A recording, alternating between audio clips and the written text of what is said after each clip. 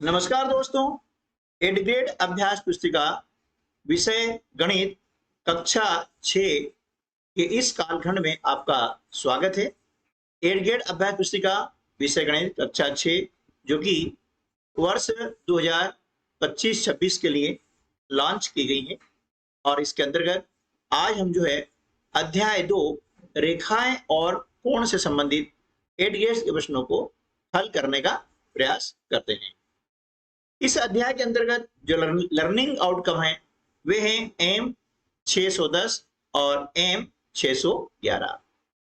देखिए, जब भी हम किसी कागज पर ये किसी तल पर पेंसिल की जो नोक रखते हैं, है ना, और उसे उठा लेते हैं, तो उस कागज पर या तल पर जो निशान बनता है उसे हम कहते हैं बिंदु।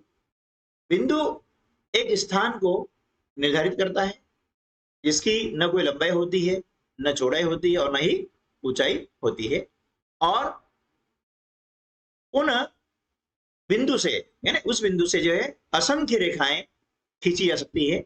असंख्य ने असीमित, जिनकी कोई सीमा न हो। लेकिन दो बिंदुओं से जुड़कर बनी जो लंबाई होती है उसे हम कहते हैं रेखाखंड। रेखाखंड और किरण दोनों में अंतर होता है। रेखाखंड की एक निश्चित लंबाई होती है ना, जबकि किरण की एक ओर, है ना, असीमित रूप से विस्तारित होती हैं। किरण का एक अंत बिंदु होता है, रेखाखंड के दो अंत बिंदु होते हैं, और जब दोनों ओर लगातार विस्तारित होता है तो उसे हम कहते हैं रेखा, है ना। तो इससे संबंधित सारे जो यहाँ पर कंसेप्ट दिए गए हैं, बिंदु, रेखाखंड, रेखा, किरण, कोण, कोणों की तुलना, घूर्णन, भुजाएं बनाना, विशेष प्रकार के कोण, कोणों को मापना, कोणों को बनाना, कोणों के प्रकार एवं उनके नाम, इनसे संबंधित 11 वीडियो हमने आपको उपलब्ध करवा दिए हैं। यदि आपने नहीं देखा है तो उनकी लिंक इस वीडियो के डिस्क्रिप्शन बॉक्स में आपको मिल जाएगी, वहां से भी आप इन्हें देख सकते हैं। और यहाँ पर जितने भी बिंदु हैं उन सभी बिंदुओं पर आधारित विस्तृत रूप से वीडियो आपको उपलब्ध करवाए गए हैं। अब हम आज शुरुआत करते हैं 8 ग्रेड के प्रश्नों की। तो चलिए, सबसे पहले आता है ये बात बहुविकल्पी प्रश्नों की, जिन्हें पढ़ करके सही विकल्प का चयन करना है, यहाँ लिखना है। और सामने आप देख रहे हैं कि जो गोले बने हुए हैं, घेरे बने हुए हैं, इन घेरों को फिलअप करना है। ठीक है, पहला प्रश्न है, आकृति आप देख रहे हैं, इस प्रकार से आकृति है। इसमें कितने रेखाखंड हैं? ए 1, बी 2, सी 3, डी 4। तो देखिए, इसमें एक ए बी, दूसरा बी सी और तीसरा क्या है सी डी, यानी इस आकृति में 3 रेखाखंड है। तो ऑप्शन सी जो है सही उत्तर है। हम यहां लिख देंगे सी 3, है ना। इस आकृति में 3 रेखाखंड है। अब चूंकि हमारा ऑप्शन सी सही उत्तर है, इसलिए सी के नीचे ये जो गोला बना हुआ है इसको हम क्या करेंगे, इस प्रकार से फिलअप कर देते हैं, है ना। इस प्रकार से फिलअप कर देंगे, ठीक है। और इसके बाद में अब जो हम देखते हैं अगला प्रश्न।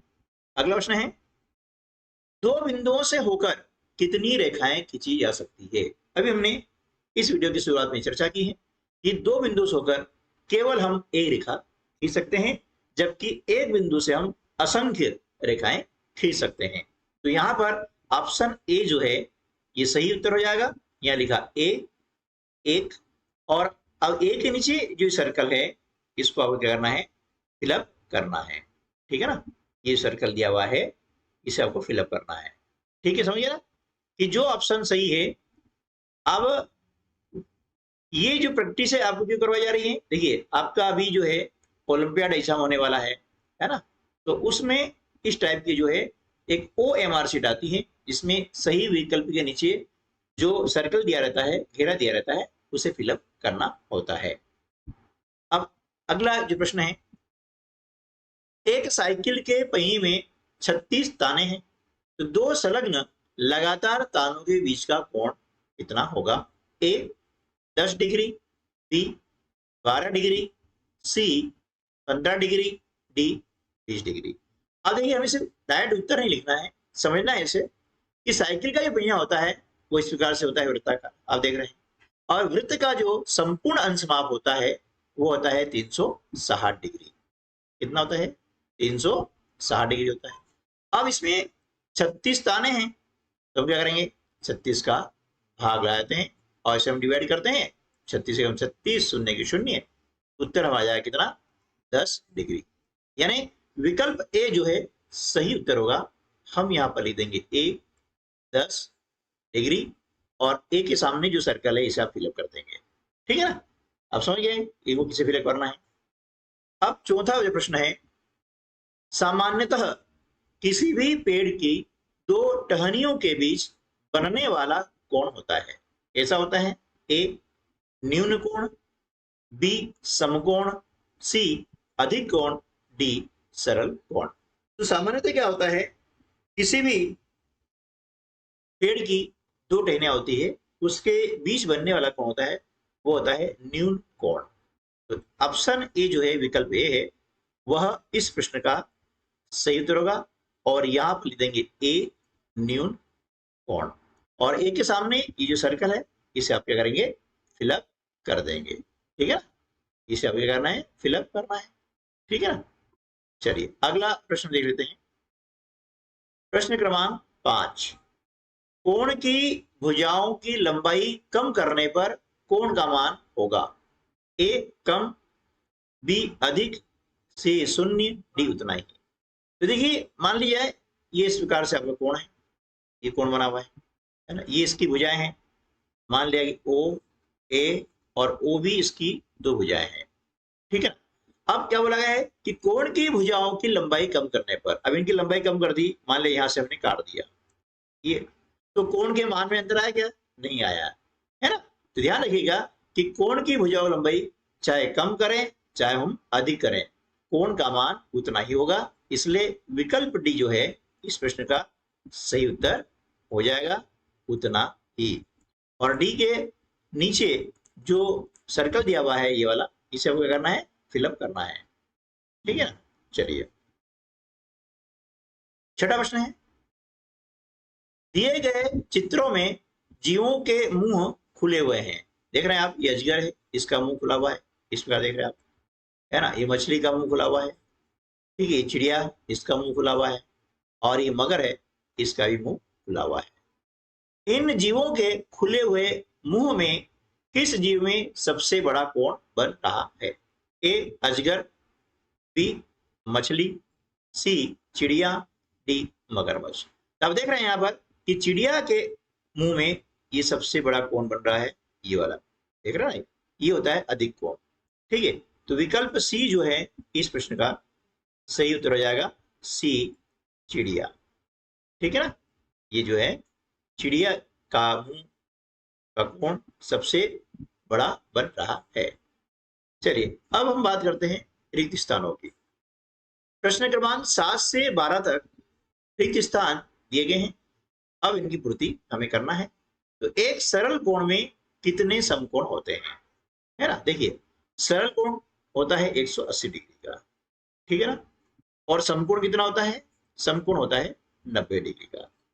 यानी एक समकोण में 90 डिग्री होते हैं, है ना। तो दो समकोण कितना हो जाएगा? 180 डिग्री, जो कि सरल कोण के बराबर है। मतलब क्या हुआ कि एक सरल कोण में दो समकोण होते हैं। ठीक है। दी गई आकृति, आप देख रहे हैं आकृति, एक त्रिभुज है, इसके अंदर एक उल्टा त्रिभुज बना हुआ है, में न्यून कोणों की संख्या कितनी है ना। इसमें न्यून कोण कितने हैं? देखिए 3, 3, 6, 3, 9 और 3, 4, 12, यानी इसमें न्यून कोणों संख्या 12 है। ठीक है ना।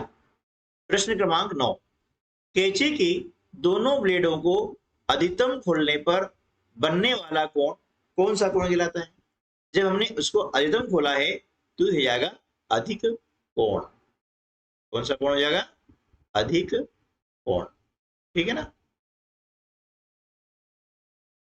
दो रेखाएं जब समकोण पर मिलती हैं तो वह रेखाएं कहलाती है, क्या कहलाती हैं? जब समकोण पर दो रेखाएं मिलती हैं तो वे लंब कहलाती है, परपेंडिकुलर, है ना। ये क्या कहलाएगी? लंब। प्रश्न 11, एक पूर्ण घुमाव के एक चौथाई से कौन सा कोण बनेगा? अब देखिए, पूर्ण घुमाव होता है यानी वृत्ताकार, जिसका अंशमाप होता है 360 डिग्री। अब 360 डिग्री का एक चौथाई है ना, ये एक चौथाई मतलब 1/4, 4 से डिवाइड करते हैं, 4 9 36 शून्य। ये वाला एक चौथाई हिस्सा कितना हो जाएगा? ये 90 डिग्री का हो जाएगा। कितना हो जाएगा? 90 डिग्री। अब 90 डिग्री के कोण को हम बोलते हैं समकोण। तो यहां पर लिखेंगे कि एक पूर्ण घुमाव के एक चौथाई से समकोण बनेगा। क्या बनेगा? समकोण। ठीक है ना। अगला है प्रश्न 12, सरल कोण को दो हिस्सों में इस प्रकार बांटा कि एक कोण न्यून कोण हो और दूसरा कोण क्या हो? अधिक कोण हो। क्या आ जाएगा? अधिक कोण। ठीक है। अब इन दोनों का योग कितना होगा? 180 डिग्री। तो इसे हम कहते हैं रेखीय युग्म। ठीक है ना। जब सरल कोण को दो हिस्सों में बांटते हैं इस प्रकार से, देखिए ये आपका सरल कोण है, इसे दो हिस्सों में हमने इस प्रकार से बांटा है। तो एक हो गया न्यून कोण, दूसरा हो गया ये अधिक कोण। ठीक है ना। और इन दोनों कोणों का योग कितना होगा? 180 डिग्री। तो इस प्रकार की जो स्थिति बनती है इसे हम कहते हैं रेखीय युग्म। इसका आने वाले जो चैप्टर्स है उसमें उपयोग होगा। अब इसका देखिए प्रश्न क्रमांक 13 है, एक पुस्तक के ऊपरी कवर को आधा एवं पूरा खोलने पर कब कम कोण बनेगा? उत्तर है, एक पुस्तक के ऊपरी कवर को आधा खोलने पर कम कोण बनेगा। यदि हमने आधा खोला है तो कम कोण बनेगा और पूरा खोलेंगे तो अधिक कोण बनेगा। प्रश्न 14 है, कपड़ा काटते समय कैंची के दोनों ब्लेड के बीच कोण बंद कैंची से कम होता है या अधिक? इसका उत्तर होगा, कपड़ा काटते समय कैंची के दोनों ब्लेड के बीच कोण बंद कैंची से अधिक होता है। ये कपड़ा काटेंगे ना तब कोण अधिक होगा, है ना, और बंद कैंची का जो कोण होता है वह कम होता है। प्रश्न क्रमांक 15 है, एक चांदे के आकार के कागज को बीच से मोड़ने के बाद एक और बार मोड़ने पर प्राप्त 4 समान कोणों में से प्रत्येक कोण का मान ज्ञात कीजिए। देखिए ये चांदे के आकार का कागज दिखाई दे रहा है ना, और हम देखते हैं कि चांदे में 180 डिग्री होता है। इसको मोड़ा एक बार, है ना, इसका आधा किया, 180 का आधा कितना हो गया? 90। यानी ये वाला जो कोण हो गया ये 90 डिग्री कोण हो गया। अब इसको फिर मोड़ा है, यानी 4 भाग कर दी इस प्रकार से, 1 2 3 4 भाग। तो जो प्रत्येक कोण है इसका मान कितना होगा? तो 90 का आधा कितना हो गया? 45। यानी प्रत्येक कोण का मान हो जाएगा 180 टोटल था, इसको हमने 4 भाग किए, 1 2 3 4। अब 180 को हम 4 से डिवाइड करते हैं तो आधा कितना? 45 डिग्री। ठीक है। तो प्रत्येक कोण का मान कितना हो जाएगा? 45 डिग्री। यानी ये कोण होगा 45 डिग्री का, ये कोण भी 45, ये भी 45 और ये भी 45। प्रश्न क्रमांक 16, आकृति में कौन से बिंदु किन्हीं दो रेखाखंडों पर स्थित है? तो देखिए बिंदु बी, रेखाखंड बीसी पर भी है और रेखाखंड ए बी पर भी है ना। ये जो बिंदु है ये दोनों रेखाखंडों पर स्थित है। ठीक है ना। उसके बाद है कोण सी, बिंदु सी, है ना, ये बिंदु सी, ये रेखाखंड बीसी और रेखाखंड सी डी पर स्थित है। इसी प्रकार से डी बिंदु, है ना, ये डी बिंदु है, यह रेखाखंड सी डी और रेखाखंड डी ई पर स्थित है। इस प्रकार से हम कह सकते हैं कि बिंदु बी, सी और डी ये दो रेखाखंडों पर स्थित है। ठीक है ना। और ए और ई क्या है? एक ही रेखाखंड स्थित है, एक एक, है ना। अगला प्रश्न है, एक वृत्ताकार गत्ते या कागज को 6 बराबर भागों में बांटने पर एक भाग में केंद्र पर बनने वाले कोण का मान कितना होगा? देखिए वृत्ताकार जो कागज होता है, ये गत्ता होता है ना, उसकी संपूर्ण अंश माप, ये जिस प्रकार से वृत्ताकार हुआ, इसकी संपूर्ण अंश माप होती है 360 डिग्री। कितनी होती है? 360 डिग्री। चाहे वो पहिया हो, है ना, रिंग हो, साइकिल का पहिया हो, है ना, वृत्ताकार होते हैं। तो जो भी वृत्ताकार चीजें होती हैं उसका संपूर्ण अंशमाप होता है 360 डिग्री। अब इसे 6 भागों में बांटा गया है, तो इसमें 6 का भाग लगाते हैं और 6 से डिवाइड करते हैं, ये कितना आ जाएगा 60 डिग्री। ठीक है ना। तो यहाँ पर हम लिख दिया है कि एक वृत्ताकार गत्ते या कागज को 6 बराबर भागों में बांटने पर एक भाग में केंद्र पर बनने वाले कोण का मान होगा 360/6। 6 से हमने इसको डिवाइड कर दिया, तो उत्तर कितना आ गया 60 डिग्री, ये हमने लिख दिया है। ठीक है, चलिए अब अगला प्रश्न है प्रश्न क्रमांक 18। यहां पर एक है पहेली है, मैं न्यून कोण की वो माप हूं जिसमें से 6 अंश यानी डिग्री कम करने पर न्यून कोणी रहती। ठीक है, पक्ष में 6 अंश बढ़ जाने पर अधिक कोण हो जाती है। बताओ मैं न्यून कोण की कौन सी माप हूं। इसका सही उत्तर क्या जाएगा 85 डिग्री।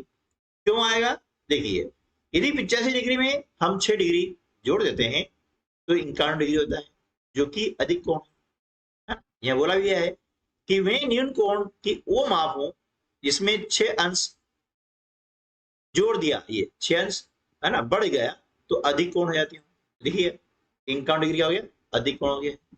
इसी प्रकार से 6 अंश कम करने पर, ये 85 में से 6 कम किया 79 आया है ना, तो ये न्यून कोण नहीं रहती हो, ये न्यून कोण हो गया है ना। इस प्रकार से इस पहेली का सही उत्तर आ जाएगा 85 डिग्री यानी 85 अंश।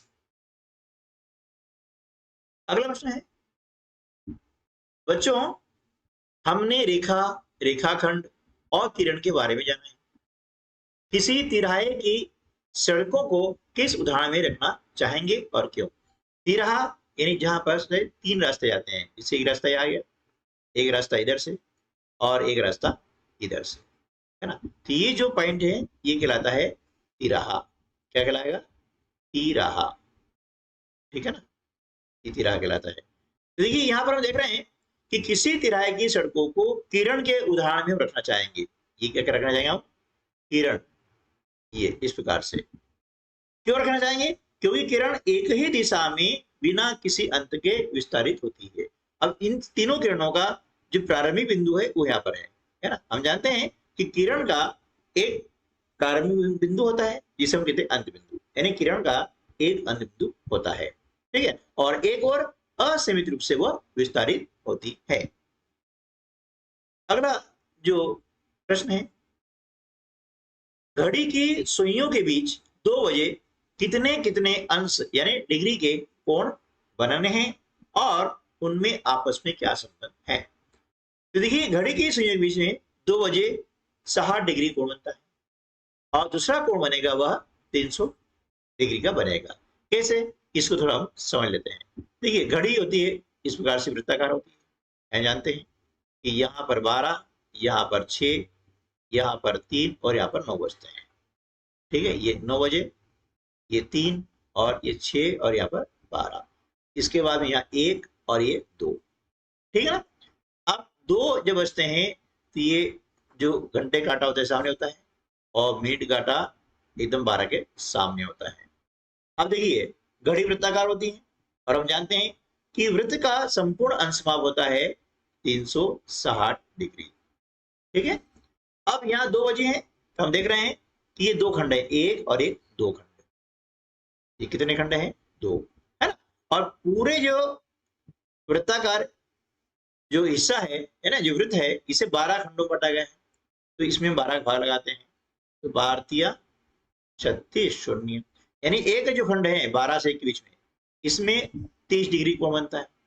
ठीक है, तो यहाँ कितने खंड हो गए, 2, 1 और 1, 2, तो 30 में हम क्या करेंगे, 2 का गुणा करते हैं तो उत्तर कितना आएगा 60 डिग्री। इस प्रकार से हम कह सकते हैं कि घड़ी की सुइयों के बीच में 2 बजे 60 डिग्री कोण बनेगा। अब ये 60 बना है, अब बचा कितना, कुल होता है 360। अब 360 डिग्री में से 60 डिग्री माइनस कर दिया तो दूसरा कोण बनेगा 300 डिग्री का। कितने बनेगा, 300 डिग्री बनेगा, है ना। ठीक है, चलिए अगला प्रश्न है, चांदे की सहायता के बिना एक आकृति बनाइए इसमें 90 डिग्री, 180 डिग्री और 45 डिग्री कोण बने हो। तो देखिए इस प्रकार से हम जानते हैं कि जो 90 डिग्री कोण होता है एकदम सीधा होता है ना। तो यहाँ बना आपका एक 90 डिग्री कोण बना है ना। ये बना आपका 45 डिग्री कोण बना है, और ये यहाँ से हम इसको मान लेते हैं सरल कोण। तो यहाँ पर यदि ध्यान रखते हैं ये बन रहा है 180 डिग्री का। ठीक है, चलिए प्रश्न क्रमांक 22। अंग्रेजी वर्णमाला के कैपिटल अक्षरों की सहायता से न्यून कोण, अधिक कोण एवं समकोण के दो दो उदाहरण दीजिए। तो देखिए न्यून कोण के उदाहरण क्या है? वी। देखिए इसके अंदर ये कोण बन रहा है, ये न्यून कोण है क्योंकि इसकी माप जो है वह 90 डिग्री से कम है। और जेड में भी न्यून कोण बन रहा है। देखिए यहाँ पर एक ये न्यून कोण बन रहा है और एक यहाँ पर न्यून कोण बन रहा है। ठीक है ना। अधिक कोण की बात करते हैं तो एक्स में यहाँ पर जो इसके बीच कोण बनेगा वो बनेगा अधिक कोण, ये वाला। ठीक है ना। और वाई पर भी यहाँ पर ये अधिक कोण बनता है, ये दो जगह, है ना।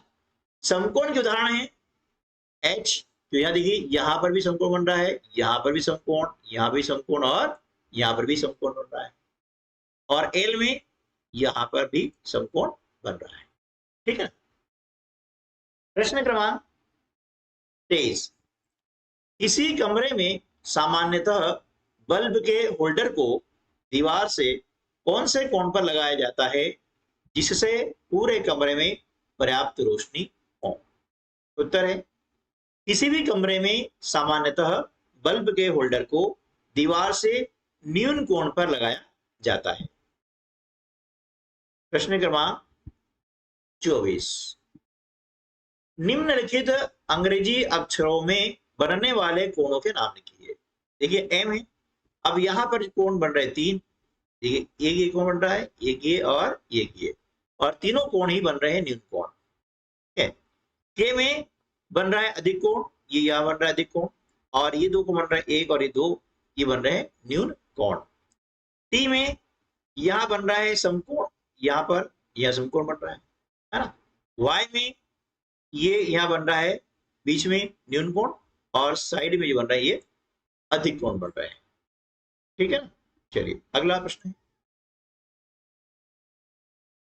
प्रश्न क्रमांक 25। प्रकार की सहायता से 5 सेंटीमीटर त्रिज्या लेकर एक संपूर्ण घुमाव का 3/4 घुमाने पर केंद्र पर बनने वाले कोण के मान लिखिए एवं आकृति बनाइए और कोण अंकित कीजिए। ठीक है। अब देखिए यहाँ पर 5 सेंटीमीटर त्रिज्या लेकर के संपूर्ण घुमाव का 3/4 घुमाने का कहा गया है, यानी वृत्त बनाने कहा गया है। तो यहाँ पर इतनी जगह नहीं है कि 5 सेंटीमीटर का आप त्रिज्या लेकर के इसमें बना सके, है ना। इसके लिए आप एक कागज बना सकते हैं। ठीक है। अब संपूर्ण घुमाव कितना होता है? 360 डिग्री होता है ना।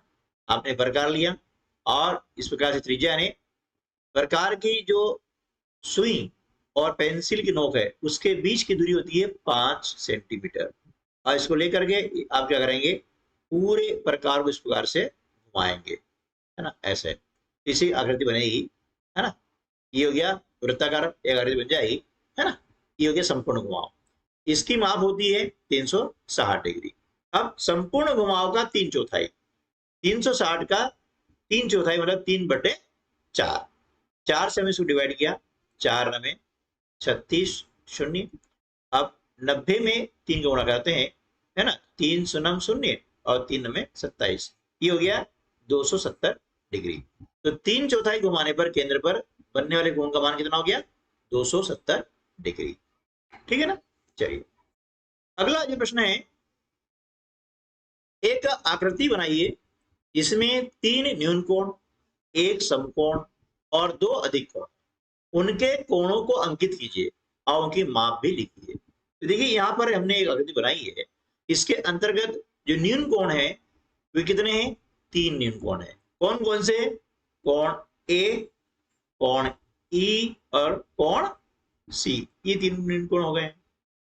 फिर 2 अधिक कोण, 2 अधिक कोण कौन कौन से? कोण बी, है ना, और एफ, ये 2 कोण बने आपके अधिक कोण बने। और एक समकोण, एक समकोण बनाइए डी कोण यहाँ पर, है ना। इस प्रकार से आकृति आप बना सकते हैं। अगला प्रश्न है, चांदे की सहायता से कोण पी क्यू आर, है ना, देखिए पी यहां पर है, ये क्यू और ये आर, यानी ये वाला कोण, ठीक है ना। कोण आर क्यू एस, ये आर आप देख रहे हैं, ये क्यू और ये एस, यानी ये वाला कोण यहां से याद रखें, ठीक है ना, आर क्यू एस हो गया। फिर कोण एस क्यू टी, ये एस क्यू टी, यानी यहां से यहां तक कोण, ठीक है।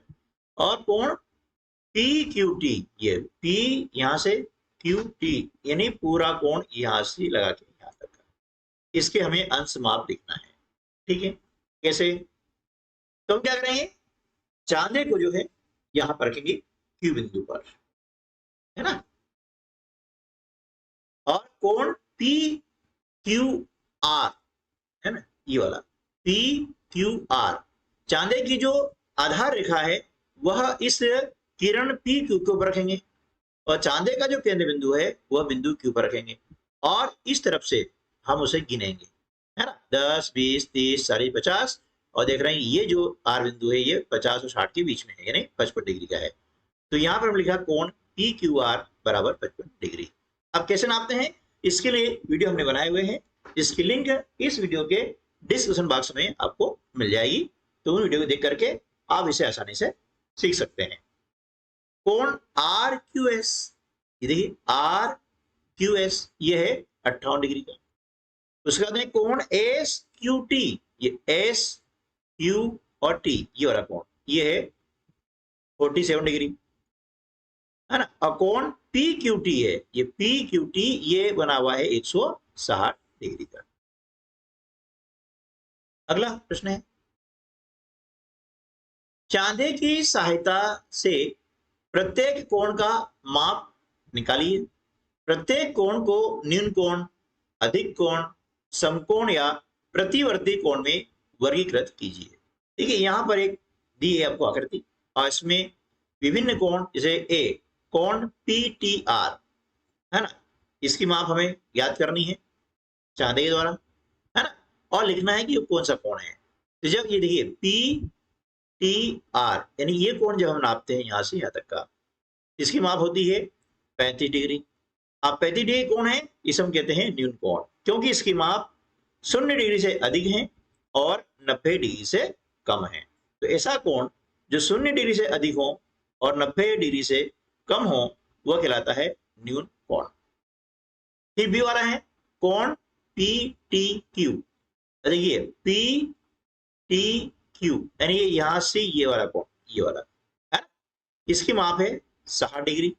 अब 60 डिग्री कोण भी न्यून कोण है, क्योंकि यह 0 और 90 के बीच में है, ठीक है ना। अगला जो है कोण पी टी एस बराबर 85 डिग्री, यह भी न्यून कोण है। डी कोण डब्ल्यू टी पी, अब डब्ल्यू टी पी देखिए, ये डब्ल्यू टी और पी ये यहां से यहां तक है, ये कहलाता है प्रतिवर्ती कोण। तो प्रतिवर्ती कोण क्या करेंगे कि ये हमने कोण नापा पी टी डब्ल्यू, है ना, ठीक है ना, यहां से यहां तक हमने ये नापा, और इसका माप हुआ कितना 115 डिग्री। तो 360 में से 115 घटाते हैं तो आता है 245 डिग्री, ये वाला माप, है ना, इसे हम कहते हैं प्रतिवर्ती कोण। ये वाला है कोण आर टी एस बराबर 50 डिग्री, ये आर टी एस देखिए, ये आर, ये टी और ये एस, यानी ये वाला जो कोण है ये है 50 डिग्री का, जो कि न्यून कोण कहलाता है। प्रश्न 29, क्या अक्षर y को इस प्रकार बना सकते हैं कि 150 डिग्री, 80 डिग्री एवं 150 डिग्री कोण निर्मित हो, हाँ या नहीं, और क्यों? यदि हाँ है तो क्यों, और नहीं है तो क्यों? यदि नहीं तो सही माप दर्शाते हुए y की आकृति खींचिए, ठीक है। तो भैया इस प्रकार नहीं बना सकते हैं जिसमें कि 150 डिग्री हो, 80 और 150 हो, तो नहीं आ जाएगा। y को इस प्रकार नहीं बनाया जा सकता, क्यों कि 150 डिग्री, 80 डिग्री और 150 डिग्री का योग कितना होता है 380 डिग्री, जो कि 360 डिग्री से अधिक है। ठीक है ना, क्योंकि एक पूर्ण घुमाव 360 डिग्री का होता है। तो y की सही माप हो जाएगी 150 डिग्री, 60 डिग्री और 150 डिग्री। और इस प्रकार से आप चित्र यहाँ पर बना सकते हैं, इससे आकृति आप बना सकते हैं कि ये कोण और ये कोण, ये हो गया आपके 150 डिग्री के, और ये मध्य वाला जो कोण हो गया है ये हो गया 60 डिग्री का। तीनों का योग करते हैं तो 360 आता है ना। इस प्रकार से इस आकृति रचना की जा सकती है, लेकिन ये जो माप दी गई है इस माप के माध्यम से हम y की आकृति नहीं बना सकते।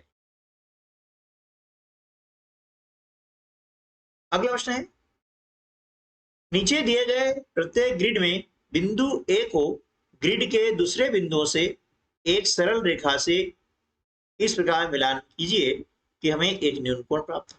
देखिए यहाँ पर इस मिलाया है अपने, ये एक न्यूनकोण हमें प्राप्त हो रहा है ना। इस प्रकार से ऐसा कोण जो 90 डिग्री से कम का होता है वह न्यूनकोण कहलाता है।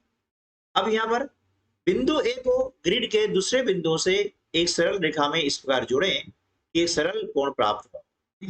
ये बिंदु ए था, इसे हमने आगे बढ़ाया, यह बिंदु सी आ गया है, ये हो गया आपका एक सरल कोण। सरल कोण की माप होती है 180 डिग्री। सरल कोण का दूसरा नाम है ऋजु कोण, यानी सरल कोण को हम ऋजु कोण भी कहते हैं। तीसरा, अब बिंदु ए को ग्रिड के दूसरे बिंदुओं से एक सरल रेखा में इस प्रकार जोड़ें कि एक समकोण प्राप्त हो। ठीक है ना, देखिए ये ए भी है, इसे हमने जोड़ा तो ये समकोण प्राप्त हो गया है। इसी प्रकार से यहाँ पर भी हमने इसको जोड़ा तो ये समकोण प्राप्त हो गया है, यानी ये कोण है ना और ये कोण, ये समकोण कहलाएगा। यहाँ पर ये वाला कोण ये जो है ये समकोण कहलाएगा। ठीक है दोस्तों, तो आज के वीडियो में बस इतना ही, मिलते हैं अगले वीडियो में, तब तक के लिए नमस्कार, जय हिंद।